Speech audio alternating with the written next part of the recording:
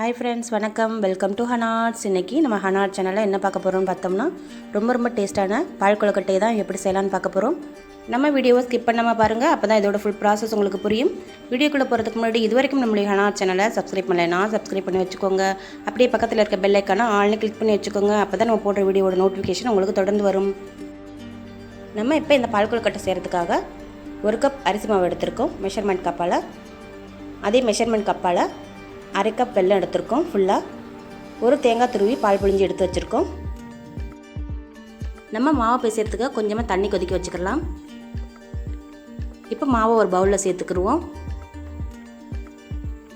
இதுலேயே கொஞ்சமாக சால்ட்டு சேர்த்துக்கலாம். இப்போ இதை நல்லா மிக்ஸ் பண்ணி விட்டுருவோம்.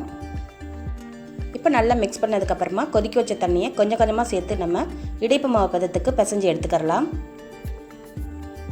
ரொம்ப தண்ணி விட்டுறாதீங்க, கொஞ்சம் கொஞ்சமாக விட்டு பிசைஞ்சு எடுத்துக்கிறங்க. நம்ம இப்போ நல்லா பிசைஞ்சு எடுத்தாச்சு.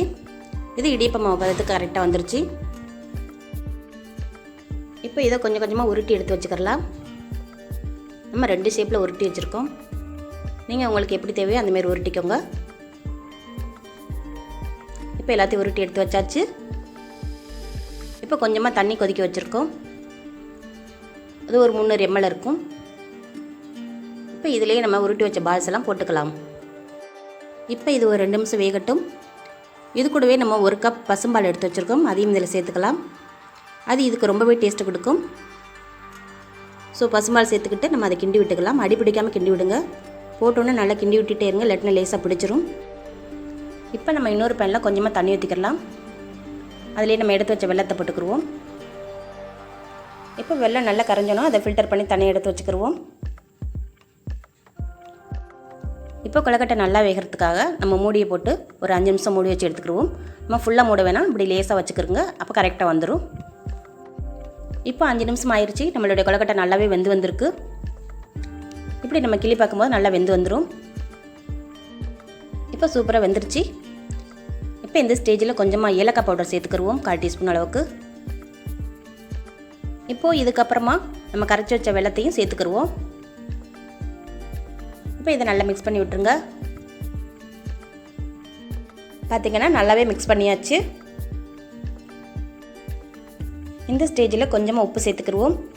கொஞ்சமாக சேர்த்தா போதும், அப்போ தான் நல்லா டேஸ்ட்டாக இன்க்ரீஸ் பண்ணி கொடுக்கும். இப்போ இதையும் நல்லா மிக்ஸ் பண்ணி விட்டுக்கலாம். இப்போ நல்லாவே கொதிச்சு வந்துடுச்சு.